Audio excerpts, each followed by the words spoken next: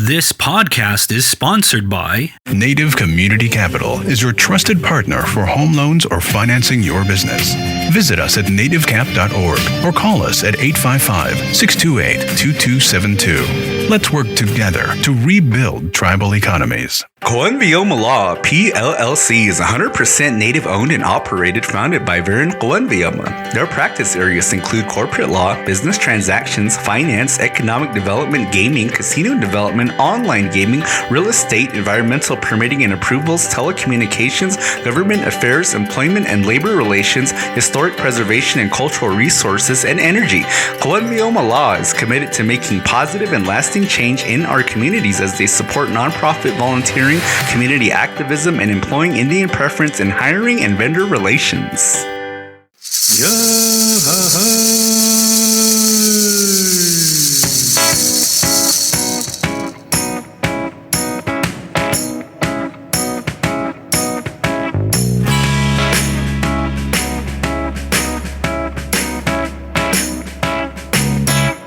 You are now listening to the Carl and JMan Save the World podcast. I am your host, the 5-star, 5-diamond chef, and with me is the captain of his sweatpants ship, Captain Carl.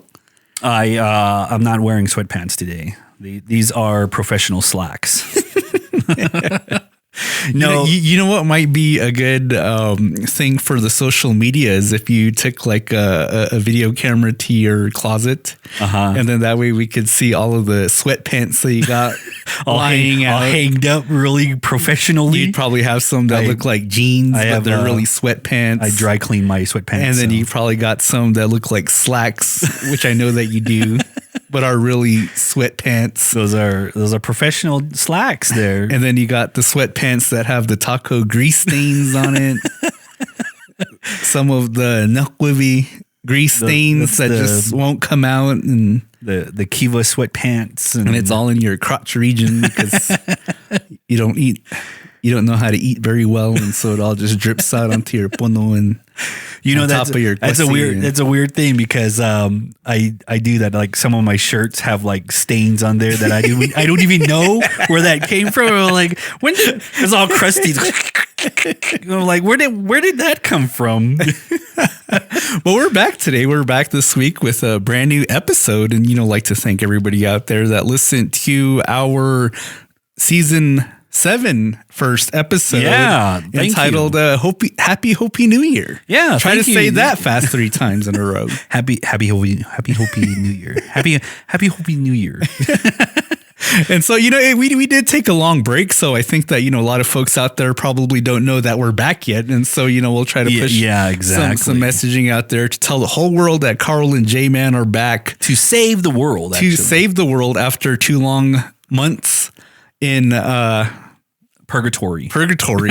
Or on break, on vacation, celebrating the white man's Christmas and celebrating the white man's New Year's with buffalo dances. We were off doing white man stuff while saying that we're traditional on Facebook and Instagram.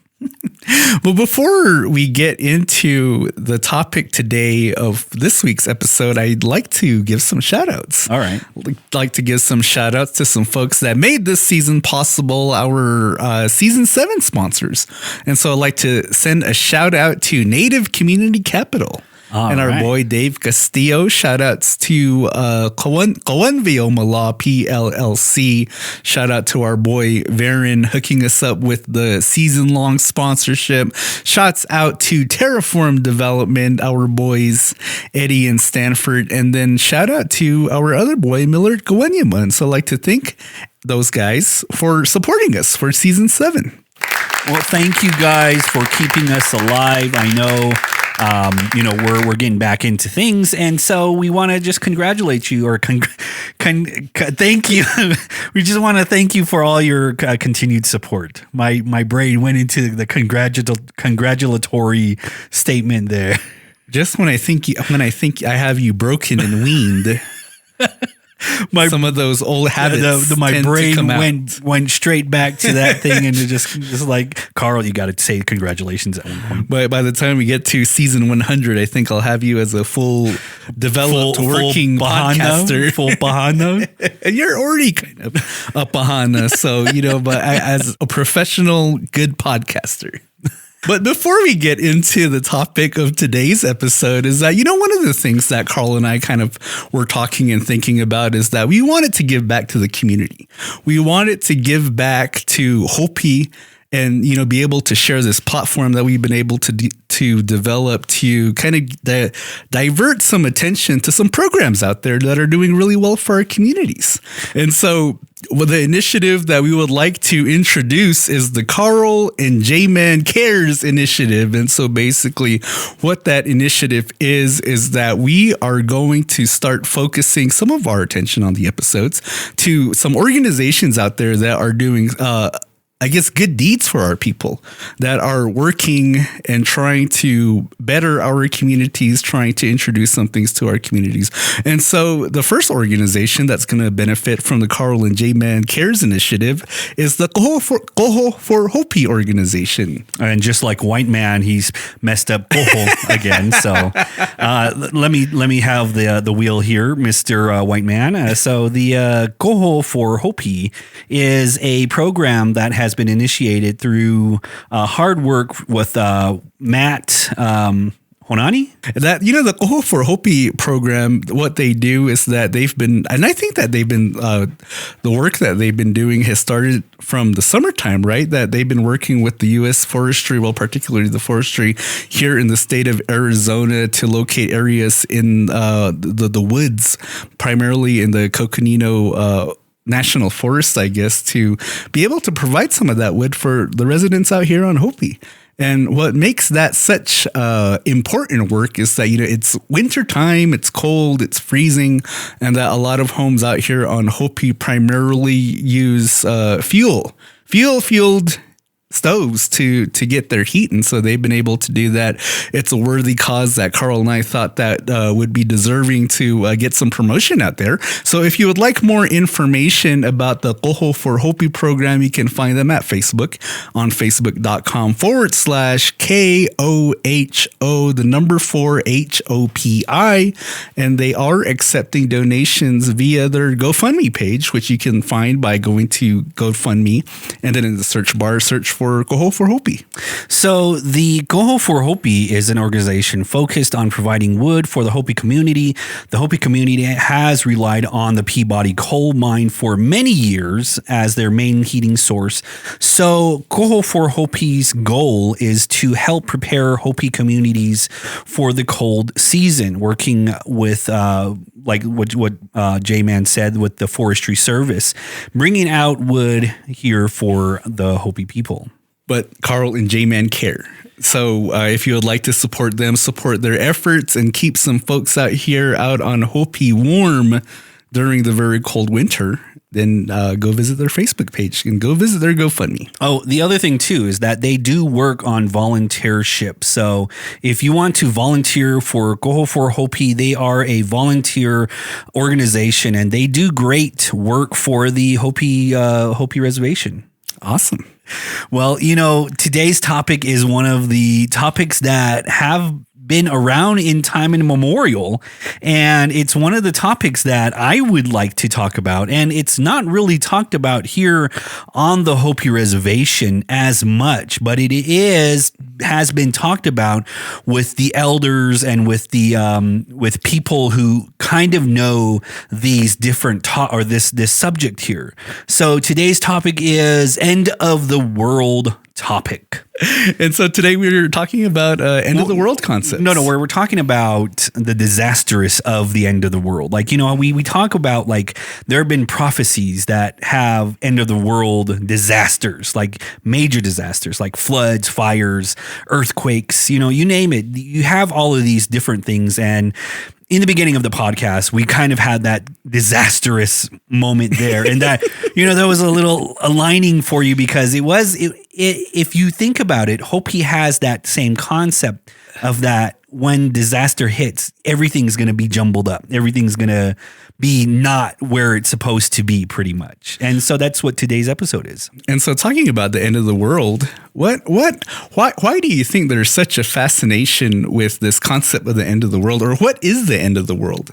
Is it based off of what we see on movies, or if you think about, like, I guess, religious beliefs, that a lot of religion have stories about end of the world type occurrences or prophecies or stories? Because then, like, as kids, right? Like, we've heard of this concept of the end of the world in time immemorial, I guess. Yeah, like, And why are we so infatuated with this idea of the world ending? Because I did grow up with So and Kwa, and their mindset is still in that 50s mindset, that concept there. And with that being said, a lot of that comes with the end of the world theories, end of the world concepts, because their So'os and Kwa's told them about this type of prophecy where, like, if at a certain time, at a certain, not at a certain time, but like at a certain time frame of different things, disaster will strike. We'll have like either fires, or we'll have like a mass flood, or we'll have like earthquakes. And, there's a lot of prophecies that are based around Hopi traditional or Hopi culture, pretty much. Like one of the traditions, or one of the prophecies that Sol told me about, was that, like, when the end of the world is coming to show itself, is that a lot more white people will start to take house or to take homes at the Hopi reservation, like start to come to the reservation because it's a lot safer there. It's a lot, because we don't live on the bottom, we live on the top pretty much. We're Mesa people. We live on the top there. So, that's what was one thing that she told me is, like, when the end of the world comes, like a lot of the white people will start to come pretty much. But, I guess really kind of talking particularly about the end of the world, because it's not just Hopis that talk about the end of the world, right? Like, it's this, I guess, mass craze that's talked about by various religions. It's this concept that lives in Hollywood. And so you think about the numerous movies or television shows that are based on this idea about the end of the world. And, like I was talking about that when we were children, that, this idea of the end of the world, a lot of it came to us in the form of film. It came to us in the form of TV shows, because then you think about, movies like The Terminator, or you think about even movies like Ghostbusters, where they have these end of the world concepts and, kind of all of this idea as to how the world is going to end. Because then, like, we have so many differences amongst cultures, so many differences amongst communities, so much different beliefs about how we're supposed to go about life. But, one of the, I guess, main, what's the same is this idea that we all, for some reason, believe that the world's going to end. The whole idea behind end of the world is that we want to purify ourselves. We want to cleanse ourselves again.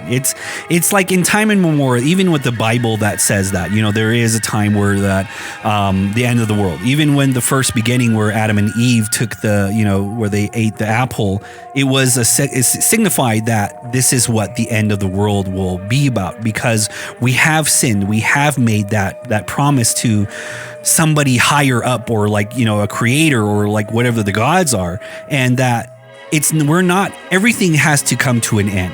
And in Hopi Prophecies, like I said before, in Hopi Prophecies, everything does come to an end. Like all of our ceremonies have a beginning and an ending, just like the same thing with our songs. You have a beginning, middle, and end. And just like those, all the way that, there is in that mindset of saying that, okay, yeah, that is true. Like the Hopi prophecies are kind of coming true. Like, you have like a Spider Woman will string her silk yarn across the Hopi reservation. Those are the different things that are talked about in the Hopi traditions. So, and I know that JMan wanted to talk about a little bit more about the behind the side, but I understand. Like, we watch end of the world movies. So Kwa and I, we watch end of the world movies. Like that one movie, 2012, right? Remember the Is that the one about the natural disasters? Yeah, you remember they built a whole huge ship and only billionaires could be saved and whatnot. And you remember that movie 2012 with You know what? I don't think I've seen that. You never seen that? I don't think so. Well, it's like it's weird because you have this end of the world concept of earthquakes, fires, floods and whatnot. And when we were watching the movie, Kwa and Sol would kind of think about oh yeah, this might happen.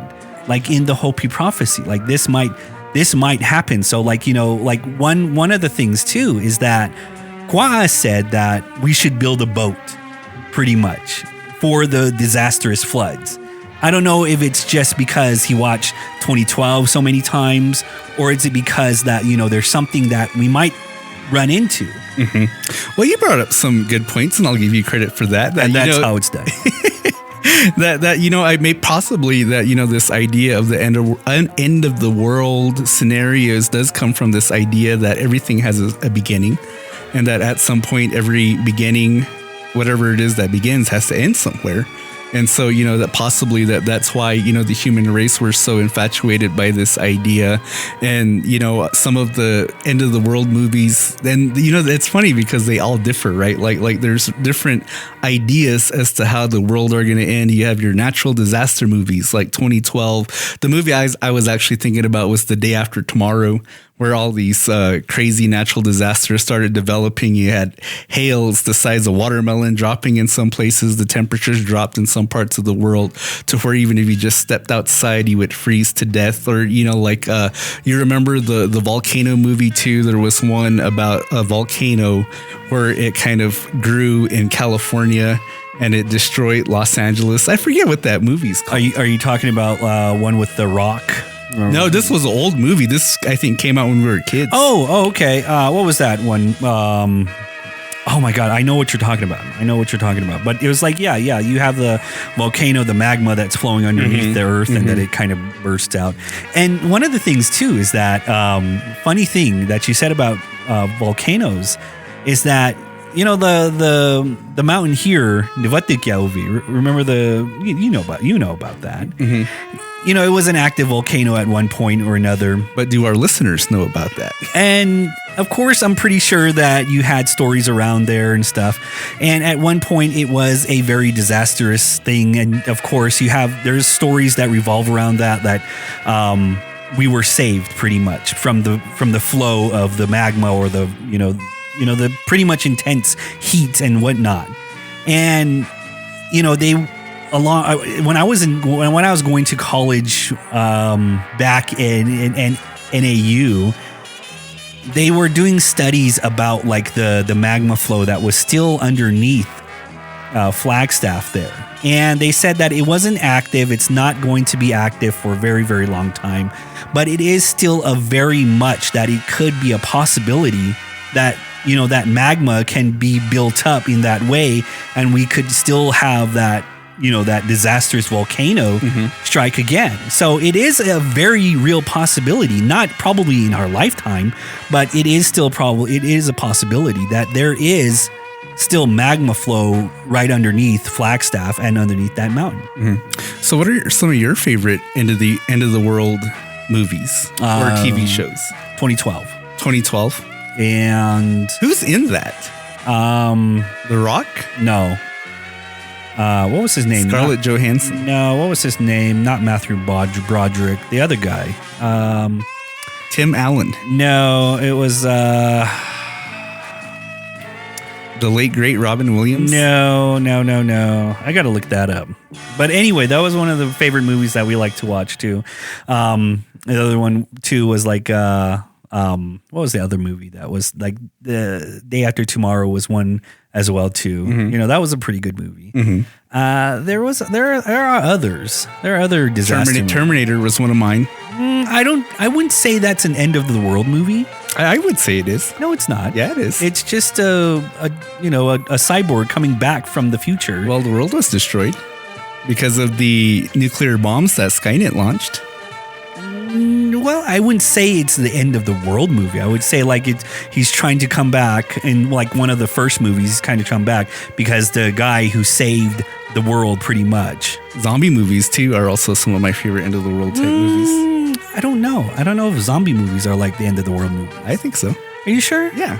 I mean, it would be like just like I'm thinking more of like the disastrous part of it. Like, Well, where there are other types of ways that the world ends, like outside of just natural what disasters. What was that one movie? Remember they were trying to find a cure, and then the only cure was to like infect themselves with a different disease, and then all of these other zombies couldn't smell them out. World War Z. World War Z. World War Z. World War Z. Yeah, that was one of the movies that I didn't like. Well, there was a couple of. I think the difficulty of movies that are adapted from books tend to have a lot of criticism because like there's just I didn't even so read much. the book. There's just so much more story within the books, and then you try to fit it into a 2.5-hour film. I didn't even read the book either. So oh really? Yeah, I just didn't like the movie because it seems so unreal that that somebody that a whole nation would build a wall around their entire city way before they even knew about the. Well, it's difficult to make zombies believable, Carl. So. But anyway, I mean, like, there are a lot of disaster movies, and there is a lot of disaster type-esque prophecies from the Hopi mindset. And, that's all I know of as far as like So and Kwa telling me about the different prophecies. And we did, like with JMan, he said that we have become infatuated with end of the world stuff. Mm-hmm. And I believe the reason why is because we want to cleanse ourselves. We want to have this purification, just the same way as like with Puamaya, like to have that purification month there, like, Puatota, everything. But what's the point of purifying when we're all dead? Well, then, there's, whoever survives can rebuild a new nation. Well, according to your belief set, nobody's going to be living, so... Since you're trying to disparage my Terminator and zombie movies as classification of end of the world. Terminator is not an end of the world movie. I can attest to that it's not an end of the world movie. But it is. No, it's not. Yes, it is. No, it's not. Yes, it's not an end of the world movie.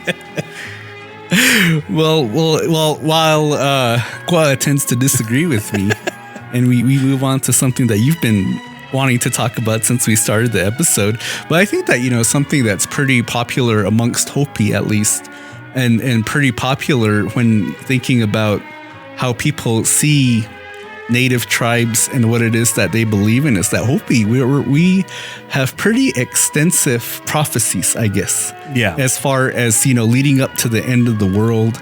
And I think the fact that because Hopi and the prophecies that we have as far as what our ideas are of how the world may end or what those processes are before the world ends has been pretty documented fairly well.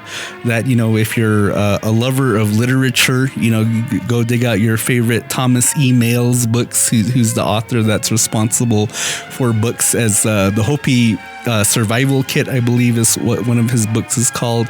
And then he has another book called Hotvela, which also deals with this idea of what Hopi prophecies are and what to look out for as far as when the world comes to an end. But I think that the one media show that really likes to talk about Hopi prophecies a lot and has kind of been, this type of program that I guess in a way they talk about Hopi so much that it almost becomes a joke. And that's the History Channel TV show called Ancient Aliens. Is that a show that you ever watch, Carl? Ancient Aliens? I never heard of that show before. Ancient what? Aliens? Yes. There's a show called Ancient Aliens. There's a show called Ancient Aliens. And where's this at? On the History Channel. I don't watch the History Channel. I watch cartoons and anime and end of the world movies. Oh, another movie was at the end of the world movie. It's called Seeking a Friend for the End of the World. Remember that movie with Steve Carell? We moved past that part of the format, Carl. And Keira Knightley. But because I guess, per Ancient Aliens, and, for anybody out there that has watched it, or if you're living under a rock like Carl and haven't heard of the show, but basically, what the premise of that show is that they talk about a lot about kind of like ancient civilizations. And they talk about this premise that aliens were actually around hundreds of years ago to help a lot of these great civilizations that developed I guess, what we think of as modern technology, to help them develop. Because then, a lot of what they talk about is like great structures like that in the South American region, in the Central American region, or even in places like Egypt, that some of those structures, that it's believed that there was no possible way that the people back in those days could have built structures like that. That when architects and archaeologists look at those structures, that it's this idea that they had to have had highly advanced tools in order to build some of those structures. And so, this prevalent idea prevails that aliens were around back then and helped them to build these structures, because the technology that was available back in those days weren't around. And so a lot of what that show covers too also is that, they try to really examine a lot of what the petroglyphs, I guess, or a lot of the ancient writings, and try to decipher in there where in those writings were they talking about aliens. And because Hopi has such a highly developed idea of prophecy, a highly developed idea of how the world is going to end, that Hopi is featured a lot in that show, Ancient Aliens. And that, there's a funny meme out there where this guy, he has wild hair and he's gesturing in a certain way. And that meme's used a lot to talk about a lot of things. But, he's a guy too that's always mentioning Hopi as far as this whole Ancient Aliens thing is going on. But, I guess in terms of what Hopi says about how the world's going to end and what our prophecies are, is out there. It's out there in the nation. It's talked about a lot through TV. It's talked about and through literature with some of these books. And so I don't know if you've ever heard of the Hopi Survival Kit book, or if you've heard of the Hotvela book before. I don't read the Hopi books. Those are just bogus, written by a white man. I don't like those types of books because they don't tell the other side of the history. They just tell of a certain type of history. So I don't believe in those Hopi books. Well, how do you know you don't like them if you haven't read them before? Because I read the back cover of them. The synopsis of it. Oh, did you know that Ancient Aliens, that TV show that you're talking about, that was built, that was made in 2009? I never knew that. I didn't know that was an actual TV show. Yeah, it's an actual TV show. And do you? Let me ask you this question. Okay. Do you believe that aliens are real? Oh yeah, yeah. I believe. Why do you think they're real? I believe that we're not real. Okay. I just touched you. And okay. All right. Okay. Think about this. Okay. Think about the concept of reality. How well do you know reality? Like, you can see, you can touch, you can smell, right? That's what reality is. Virtual reality is the same thing. Is that you can see, but you can't really touch it, but you can kind of imagine what it would be like to be in that virtual reality. That's the same concept of like the aliens of our minds, is that yes, they are real, but then are we really real to them versus them to us? Mm-hmm. So if we think about the aliens being real as we can touch them or, smell them or taste them in a way, that becomes a reality, right? So if they become a virtual reality, then we're thinking that it must be real because we can see, we can taste, we can think about how they feel. So that's just the same concept of like, are aliens real? And the same concept of, are we really real?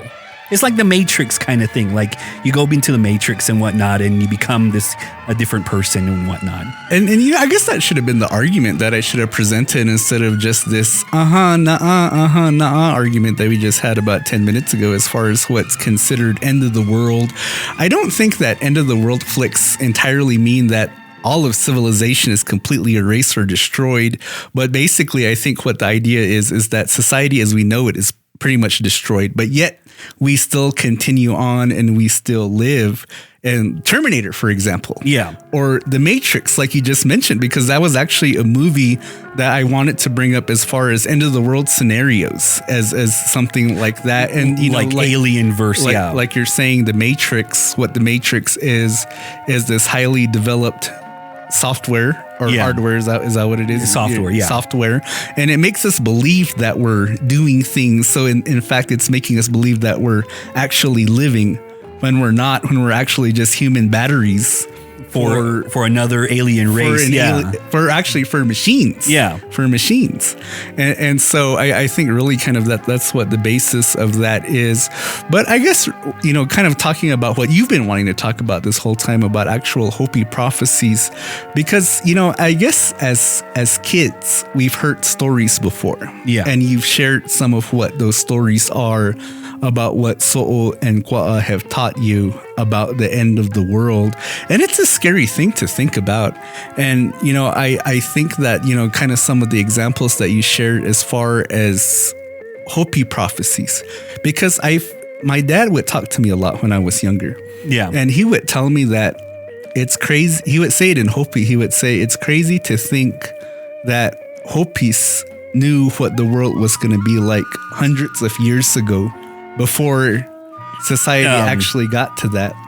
And he would say that, I know that this is true because when I look out at the world now, that we live in a certain way that the old people back when I was a boy told me that we were going to live long before some of these certain concepts actually were made into a reality. You know, when Kwa was growing up, and his tahas would tell him about, like, you know, the Hopi life and how to live like a Hopi, and his father raised him to be a real Hopi, you know, and they would have talks. They would have a lot of these different like man-to-man kind of talks, and how like a Hopi man should present himself for the village and what he needs to do for his family if he ever's going to have a family, or if he's ever going to have, you know, his legacy pretty much to, like, you know, run on and whatnot. And so one of the concepts, one of the things that really stuck with him is that when you raise your family, that is your world. That is who you are. That is what your main goal and your main purpose on this earth is, to protect your family, to make sure that nothing ever happens to your family. And that becomes your world. But we can't just have that rose-colored glasses and say that, yeah, nothing's ever going to happen to our families, because, you know, disaster strikes anytime. And that's what it means to have like the world ending, or your world kind of ending in that way. Not necessarily like, you know, the larger world, but like your own world. And that's what he mainly thinks about, like, this whole time that he's still alive, that, you know, he's 86 years old.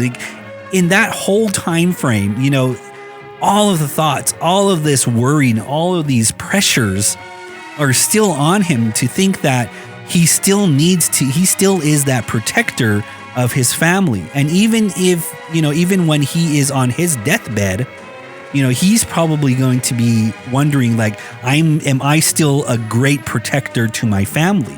Because if, you know, that's my world there. And I think that's like the whole concept, not just Hopi, but like the concept of everybody that has a family.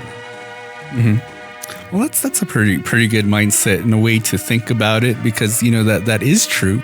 And, you know, that is something that I do believe in, that a man's primary concern is their own family. Yeah.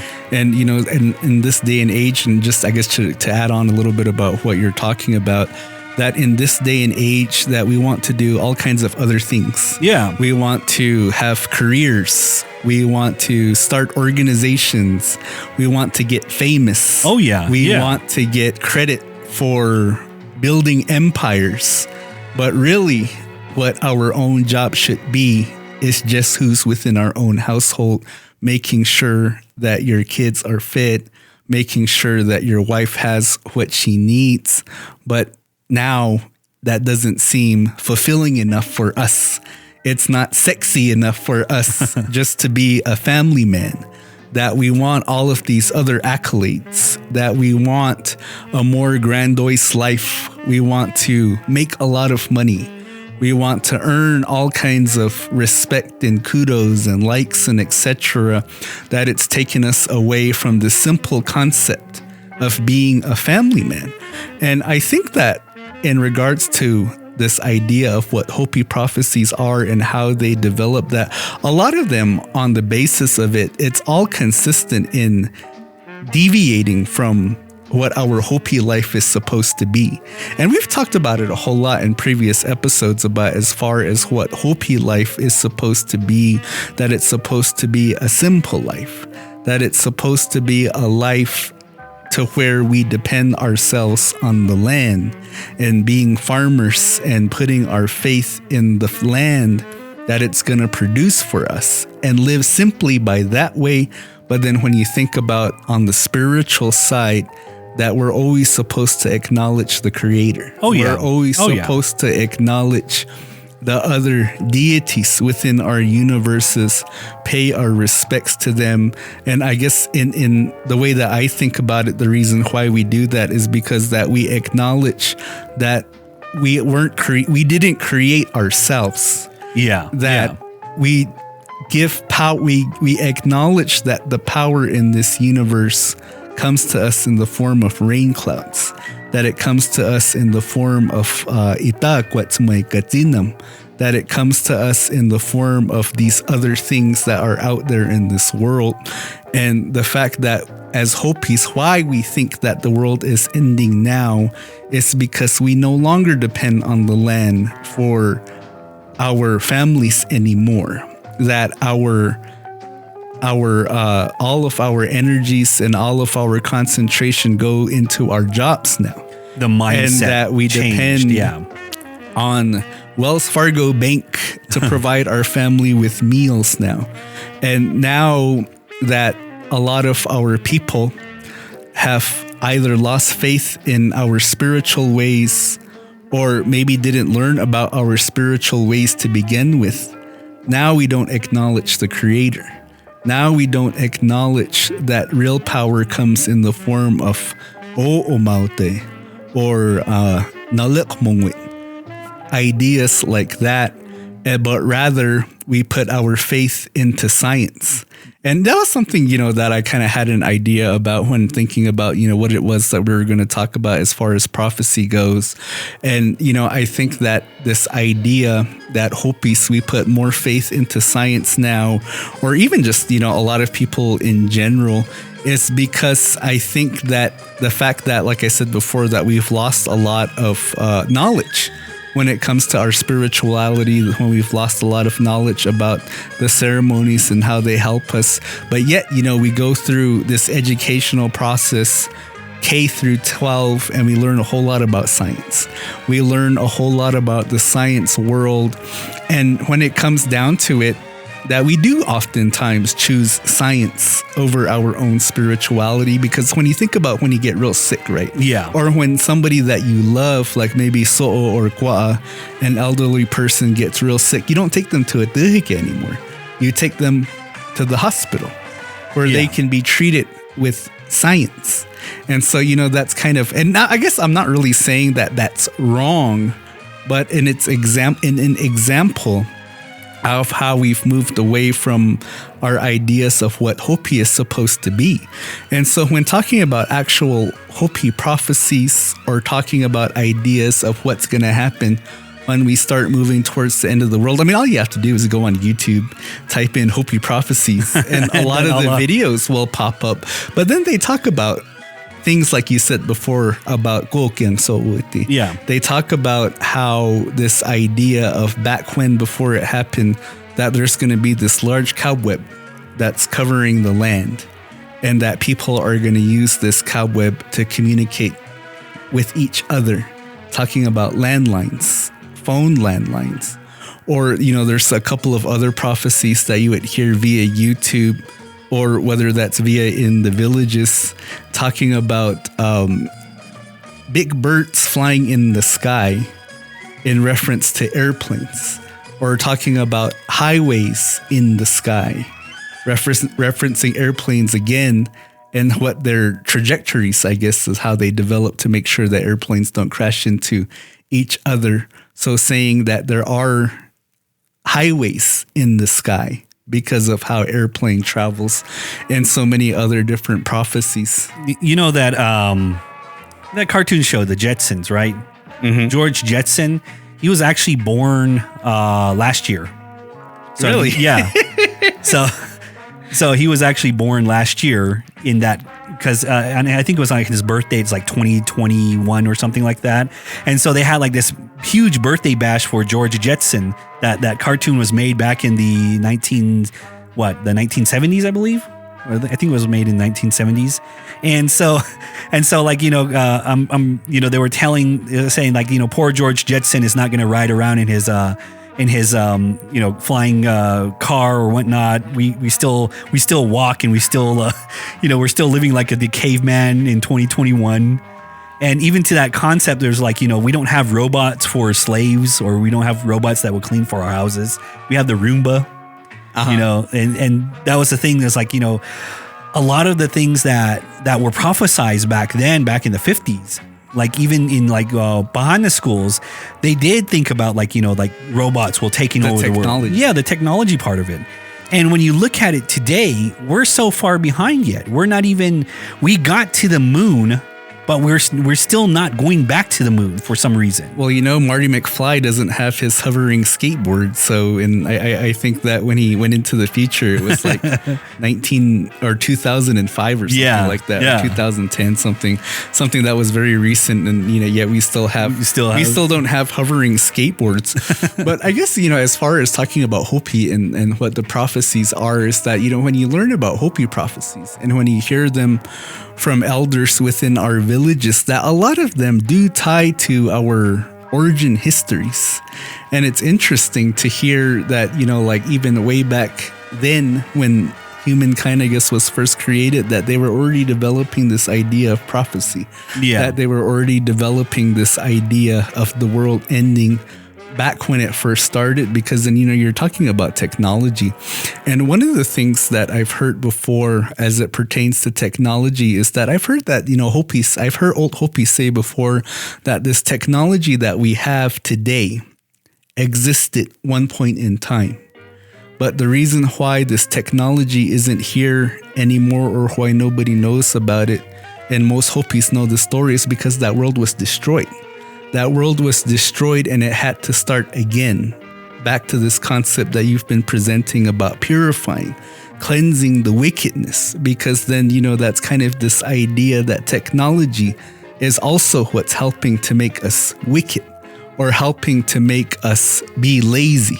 Because then when you think about those old Hopi concepts of living off the land, that now we have technology, whether that's computers, whether that's automobiles, whether that's other types of tools that are making life easier for us, making our bodies softer, making our bodies more susceptible to disease, diabetes, heart disease, high cholesterol, etc. And so I guess really to understand what the concept or the ideas behind Hopi prophecies are really learning about what Hopis, what their thoughts of what a life was that we were supposed to live. Because then now we've diverted from it so much, and what's happening to our people, right? Like a lot of us are dying from diabetes, from high cholesterol, from things like that. So in Gua's idea of his little world ending, that a lot of other little worlds ended because of things like that, because things of diseases and such. And I guess, you know, when you hear about Hopi prophecies, that you do hear a lot about corruption, about the world being corrupt. And do you think that Hopi's corrupt? Before we move on, we're going to go ahead and take a quick break for our paid sponsors. Nurturing Indigenous Intelligence is a grassroots organization based on the Hopi Reservation. They work to alleviate the hardships in the community through acts of giving, from distributing school supplies, volunteering at various places, and working to expand their services. Follow them on Instagram at Nurturing I Squared and on Facebook at NI Squared Team to find out more. Terraform Development is a Navajo and Hopi-owned engineering, architectural, and project management firm located in northern Arizona. The company has full-time staff and comprises of Navajo and Hopi employees. Terraform services include civil engineering, residential design, drone mapping, and project management on projects for your need. Terraform is a Priority 1 Navajo certified business and Hopi business license certified. Contact Terraform Development at TERRA4ORM.com and follow them on Instagram at Terraform Development. You know what this music reminds me of? What? It reminds me of the Titanic when the ship's about to sink and everybody's going crazy knowing that they're going to die. But then you have these, I don't know what you call them, banquet band players. And they said, you mean the orchestra? The orchestra. Before we die, let's make it pleasurable for people to hear the calming music. And so, as we're talking about the end of the world, before you got this orchestra playing, so that it sets a little bit more pleasant mood, sets a nicer mood, and so that way as we're approaching when the world ends, that we're not going to be so scared. When during the break, I looked up end of the world movies. And the Terminator is not on the list of end of the world movies. It doesn't even list it on here as end of the world movies. There's a bunch of mechanical, like Cloverfield and Deep Impact and Independence Day. That's the end of the world movie. But there's nowhere where it states that the Terminator is the end of the world movie. So you were wrong on that one. We're not talking about that anymore, Kwa.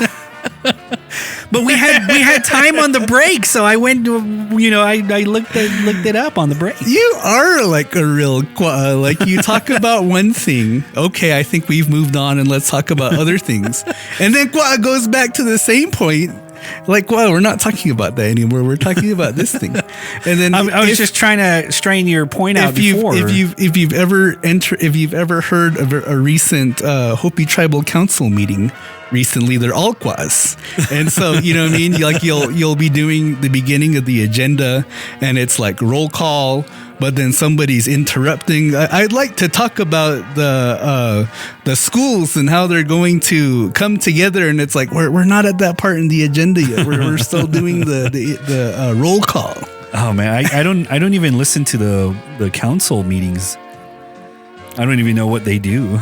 So, but anyway, be back to the end of the world concept of how we think that end of the world is going to happen. So, what do you think? What do you think about the end of the world? How do you think it's going to all end? I think that we're all probably going to dry up and die. Dry? You mean because it's been so hot lately? Because there's something that's been occurring called a drought. And I don't know if you're aware, Carl, but a drought, what that means is that it prevents moisture from coming. And so, there's no rains and no snows. And I'm not too sure if you're aware of how our anatomy works or our biology, but we need water to drink in order to live. I buy my water at... And despite, the way that we live in this day and age where you just twist a knob and then water starts pouring out, that water does come from somewhere. I don't know. And where that water comes from, it's dependent upon rainfall in order to fill back up again. And so, you can see how this concept of everybody drying out, despite it being wintertime, could happen. So that's what I think is going to happen. I don't know how the water works, but, I turn my nozzle and clean fresh water comes out. I'm grateful for that, I don't go out much, so it's. I don't think I'm going to dry up soon. I don't know about you. No, but I believe that we're all going to burn up, like what you said, not dry up, but burn up pretty much. We're all going to have this huge party, and it's going to end in disaster, where we're all going to die the fiery death, like the scene from Terminator. Remember where she burns up? Remember that little scene where the bomb drops and then the whole thing that she gets burned up? Remember that scene where the atom bomb drops? I'm not talking about Terminator anymore with you. But that was a scene that happened, and she was just dreaming. And so I believe that we are going to either die from, like heat exhaustion. Because like last year, How would you die of heat exhaustion if you're not coming out of your house? the air conditioner stopped working and to go find another one, and I couldn't make it to Home Depot because everybody's air conditioner was out too, so they started buying everything like that, and the disaster part, and I just had to sit at home and die of heat exhaustion. That's a real scenario.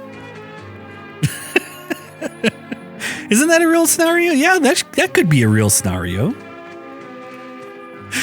But I guess what we're really trying to say is that yes, prophecies that do come true. There are prophecies that have come true before. They're like the cobwebs, or like the airplanes, or like there was one where Soa said that babies will be born with clothes on. That was one of the things that her grandmother said to her. And sure enough, babies already have clothes that are made to their size. And that, I guess that's what they were talking about. It's like shoes are already made for young babies, because in the Hopi tradition, shoes weren't made until you're a certain age, and then you would get your pair of shoes. And so that was a thing that, shoes and clothes were already, you're born with that on. So, but like the end of the world concept is that, yes, we are coming to an end. Everything has to come to an end. And yes, our swan song is coming to an end, but not till, I don't know if it's going to be our generation, our kids' generation, or their kids' generation, or so on and so forth.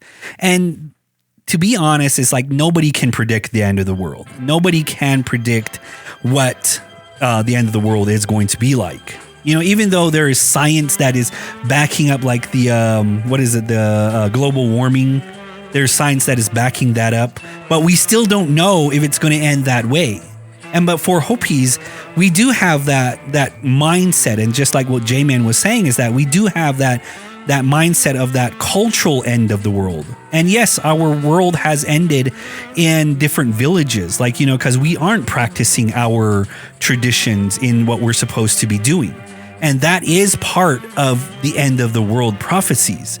And when you hear a lot of that kind of comes up in conversation, is that, that like all of our traditions are going to be the last to die out. And then after that, then we're going to not be existed here on the face of the earth. We're not going to be named Hopi anymore. We're going to just be, brown skinned white people.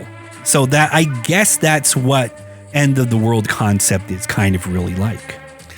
Gua pissed me off with his insistence of driving, so I'm just sitting here, obviously just letting him drive until he poops himself out, till he gets tired and says, "Okay, son, let's go home." And then also praying that we don't hit any other cars on the lanes and things like that. So I guess sometimes when Gua is so stubborn, you just have to let him drive, and then he'll be happy. So because I'm doing what you're not doing. So, but I guess before we go, because I know that we're short on time, but and I think people, when they listen to this, they probably think that we're going to do a deep dive into what some of the prophecies have been, and we've talked about it to a degree a little bit. But I think that as far as a big underlying message of this idea of the world ending is this idea of corruption, right? That society becomes corrupt, and I guess really to believe that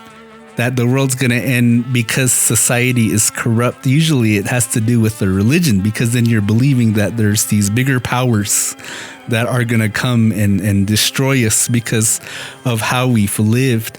Because I remember, there's this concept of Koya Niskati that's out there that people talk about.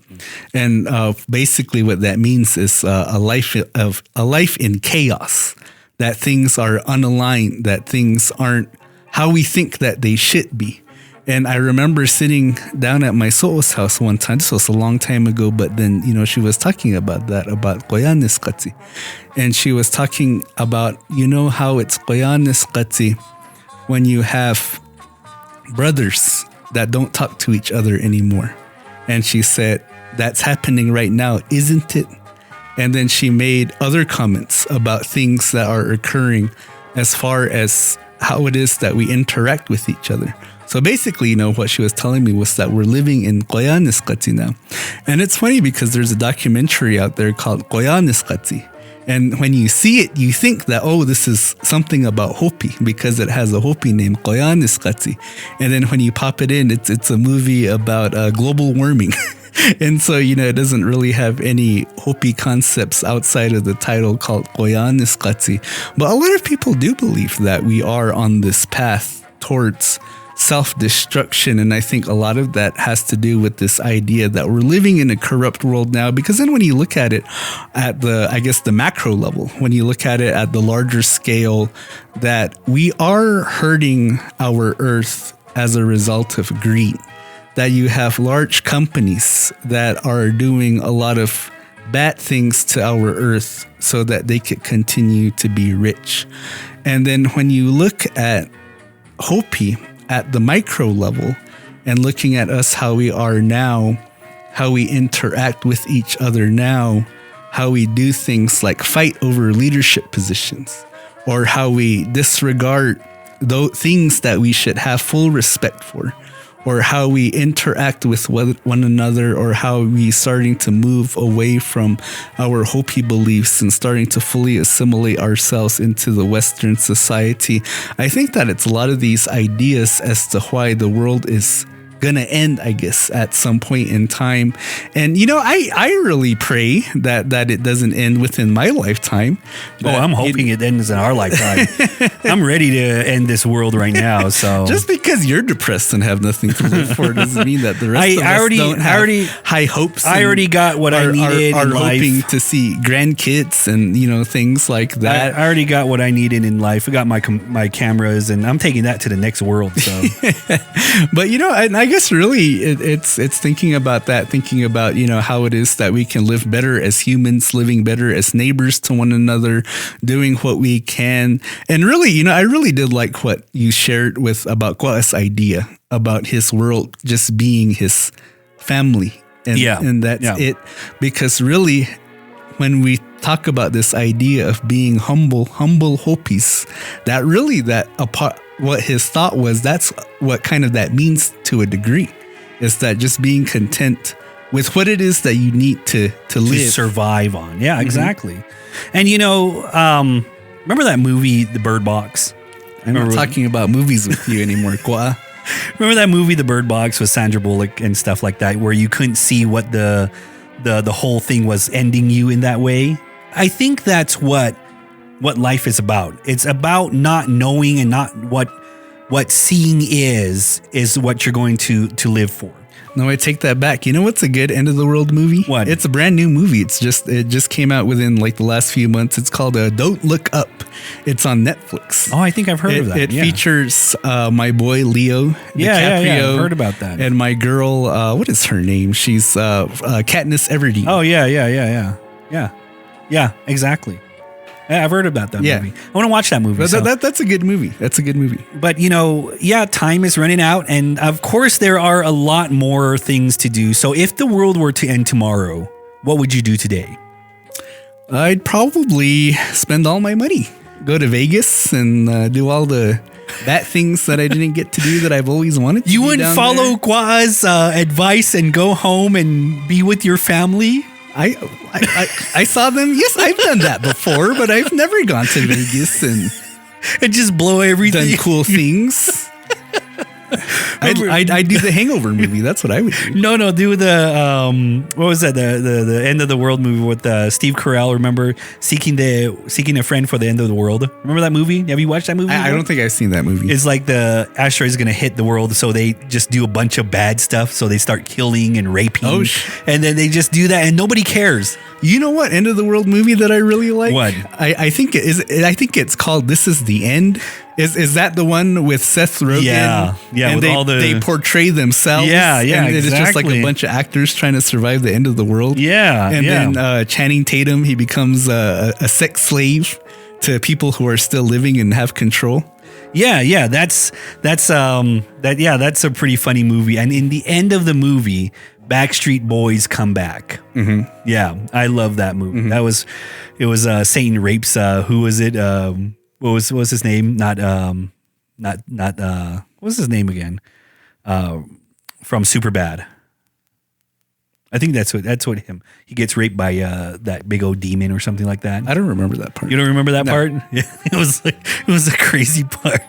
But I think we have that movie. But anyway, thank you again for sticking with us at this end of the world episode. I know it's a disaster. I apologize for us driving. It was a disaster. I tried to keep the keys, and that was pretty much the kind of the concept because he said, boy, I've been driving ever since you were sucking on your mama's pija. Give me the keys. And I said, okay, Kwa, go ahead and drive. And we'll see how it turns out. So to be honest, he's actually older than me. So I don't know. I don't know.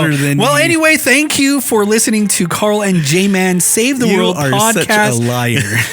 And if you guys want to donate something, go to anchor.fm/CJ Podcast 85 to become our monthly donor, or go to buymeacoffee.com/CJ Podcast. It is fixed now. I know that there were some people that were wanting to donate coffee, but they couldn't get on the website. So now it's fixed. And if you still want to just become our monthly or like our sponsor for our season, email us at cjpodcast85@gmail.com. And as we park, our bumper is halfway off. There's a bird half dying in the grill. And Kwa looks at me and he says, see, that wasn't so bad. I don't know what you were worrying about. And it's like, oh my God, I cannot with this old man anymore. So if you're not following us on our social media accounts, you can find us at Carl and JMan, Facebook, Instagram, and Twitter. And if you're listening to this on YouTube, don't forget to hit the subscribe and the like button. If you're listening to this on Apple Podcast, please give us a 5-star review, although I know we didn't earn it today, but that's about it.